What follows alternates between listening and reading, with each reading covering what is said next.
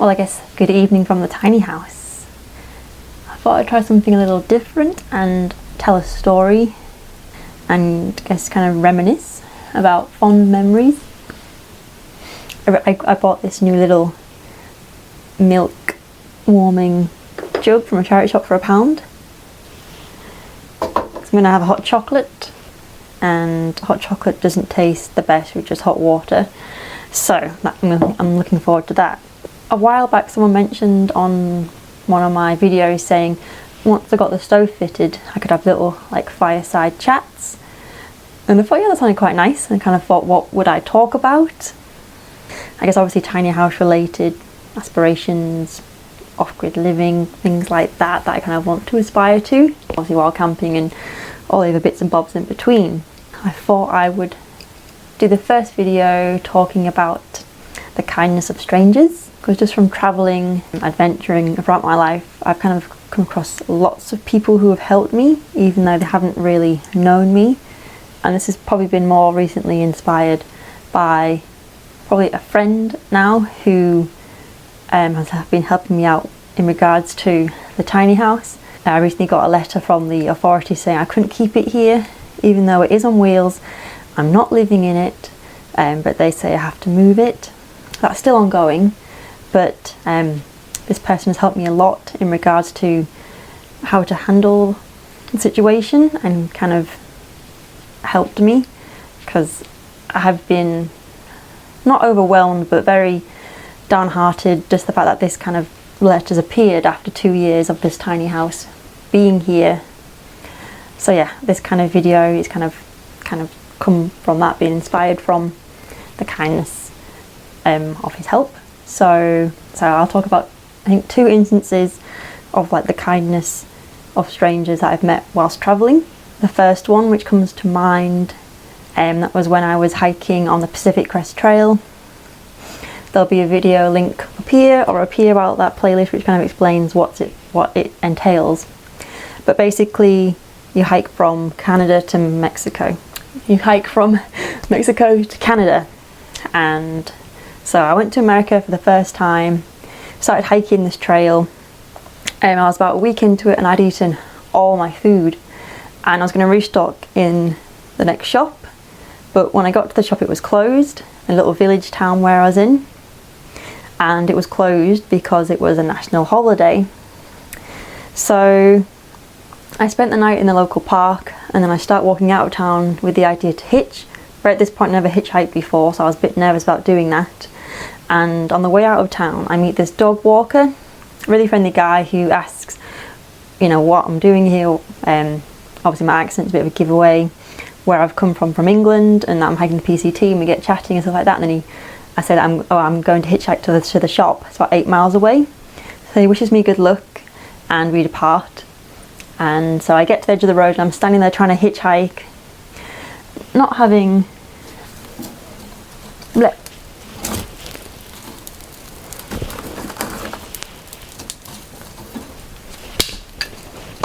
by the side of the road trying to hitchhike, not having much luck because there's a lot of bikers going past, and obviously they probably don't have a spare helmet to pick me up if they'd like to on the back of their bikes, and everyone's in motorhomes because they're all going on holiday. So I was standing there for about 10-20 minutes, and then I suddenly see this car driving towards me, and I was a bit confused at first because obviously they drive on the right hand side but the steering wheel is on the left, and out of habit I was looking to the left hand side to see the driver, and there was a dog sitting there, and I was a bit confused, and then I realised, oh, I got to look to the other side and see the driver, and then it turned out to be the guy who I'd been chatting to, and he pulls over and he's like, I know what it's like to hike to that shop in the heat, believe me, I've done it, I'll give you a lift. So I was like, oh my god, thank you so much. So he lets me in the car, we drive there, and he's like, I'm in no rush, and get all the food you need, and then yeah, meet me at the checkout when you're done. So I kind of run around, being a bit overwhelmed, and you should probably never buy food when you're really hungry, because I probably bought a lot more than I could probably fit in my backpack. I wander around, get all the food I need, and go back to meet him at the front of the store, and we drive on back. I'm talking about, I guess, travel and places we've been to. He's been to London before, and then when we get to the point where he picked me up, he keeps on driving and he's like, would you like to come in for lunch? And I was like, I remember hesitating because I didn't want to kind of accept too much, because he'd already driven me to the shop and back. And he said that he had some leftover food and stuff like that, so I said, okay, sure, why not? And then he mentioned his wife would be with us, which should kind of reassure me.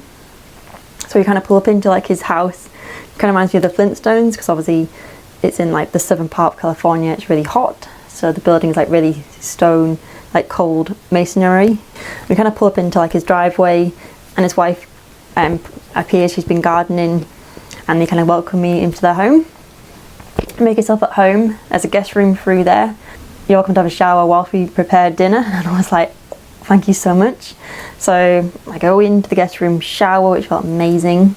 And then I remember sitting out on the balcony just looking at this like expanse of space before me, just kind of appreciating the look that I've come across. That was so incredibly amazing. And we sit down together, have lunch. It's leftover pizza and like a bit of salad. And the fresh salad tasted amazing. After you've been eating like noodles, couscous and like lots of chocolate biscuits, eating something fresh was lovely. I spent the afternoon talking with them, knowing I had to get back on the trail. And then as I left, she was trying to give me all these kind of like extra bits and bobs. So when I actually started walking again, I had my big backpack on. I had a carry bag of food, which is a bit ridiculous on the Pacific Crest Trail, but it was just their kindness that really stood out to me. And that was like the first kind of instance of trailer magic and trailer angels on the Pacific Crest Trail. So yeah, that was probably the first instance which stands out in mind. And the second one I'll probably talk about is the one when I was hiking in Japan, hitchhiking in Japan. It's about 4 weeks into that trip, and I was trying to get up this volcano called Mount Aso, but the road was closed, so I couldn't get up.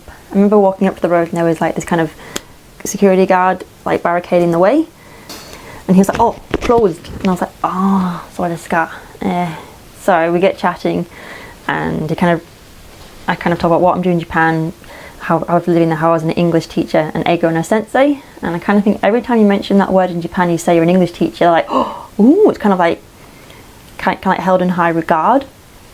And so we get talking and stuff like that, and then this car pulls up, also trying to get up the mountain. Start chatting to the security guard, asking how to, like, another way up. And he was like, oh, why don't you take this gaijin, which is foreign in Japan, like, why don't you take me up with them? And they were like, yeah, sure, we'll take you with us. So off we go.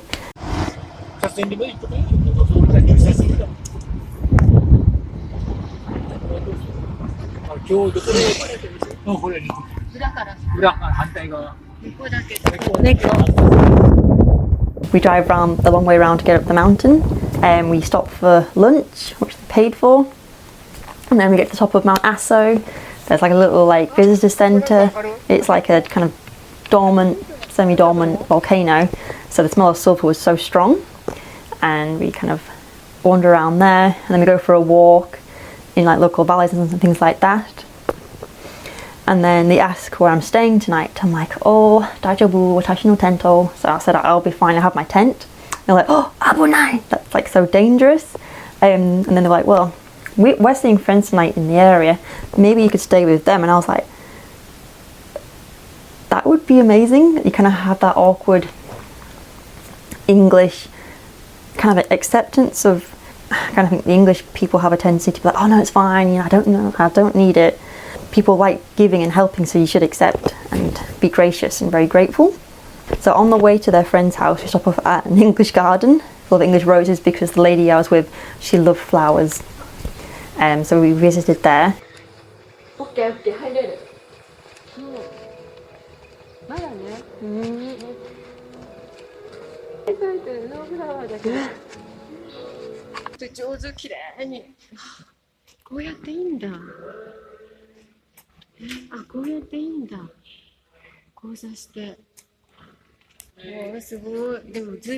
And then we got to their friend's house, and they were old friends because I think they used to work for like a ferry company together. And the lady, the main woman host, she was an amazing cook, and she kind of cooked this massive table of food, and just the craziness that I was kind of welcomed with open arms, like I was a stranger, they didn't know me, And they're like, yeah, come straight in, you know, put a load of washing on, you know, you can choose. We've got some spare rooms because all our children have grown up, so you have a choice of rooms you can choose from. And we all have an evening meal together. And then we end up kind of showing our favourite YouTubers to each other. The main male host, he was really into like the Irish river dancing. So we ended up watching loads of like Michael Flatley river dancing things. And he also helped me write my next hitchhiking sign, obviously because they're kanji Japanese symbols are way better than mine. And then the first couple that picked me up, they left, and I stayed with like the host couple. And we stayed up till about 1 in the morning talking about life, family, like Japan, England, travelling. It was crazy. Then I eventually said goodnight. She gave me the best room in the house. We kind of overlooked the valley and overlooked Mount Asa where we'd been that day. And then I remember waking up to like the most beautiful sunrise. And before I left, I gave them a little crochet strawberry ichigo. I'm not very good at crocheting, but gift giving is super big in Japan. And I kind of, before I left to go on my hitchhiking journey, I made 20 of these kind of like small ichigo crocheted strawberries. Not very well, but still. And for anyone that gone the extra mile, driven me out, gone out of their way to drive me somewhere or offered me some food, I would give them this gift of the strawberry. So before I left, I gave them the strawberry, and they looked like they loved it, I think. But yeah, and then they kind of dropped me off the edge of town to hitchhike onto my next destination. But yeah, so they were 2 instances of the kindness of strangers, and that kind of makes me, kind of spurs me on to be a better person and be kind and offer things when I can. So yeah, hope you enjoyed this video. It's a bit different than normal. I think my milk's boiled now.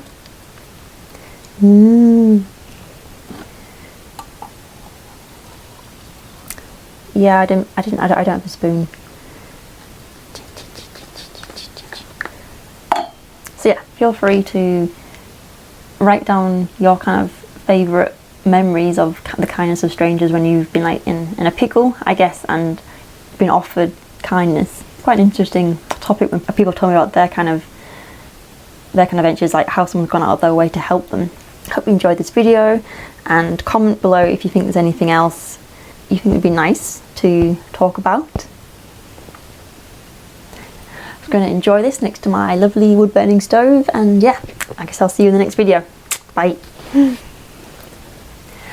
Oh, good, like